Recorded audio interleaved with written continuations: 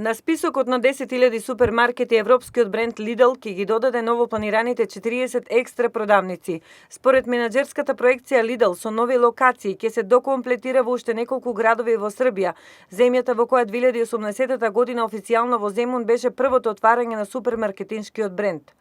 Дали отворањето на нови продавници на посекуваниот Lidl ќе се случи на останатите земји од Западен Балкан и дали наскоро македонските и штипските купувачи ќе имаат можноста да купат ефтино а квалитетно, засега останува непознато. Единствено се реални официјалните информации дека уште минатата година се направени првите преговори за лоцирање на супермаркети на Lidl за почеток во 4 градови низ државата, и тоа Штип, Скопје, Охрид и Тетово. Според информациите на Емнет, преговорите за дисперзија на овој европски бренд во Македонија се во тек, иако првично наишле на голем отпор од страна на сопствениците на домашни супермаркети.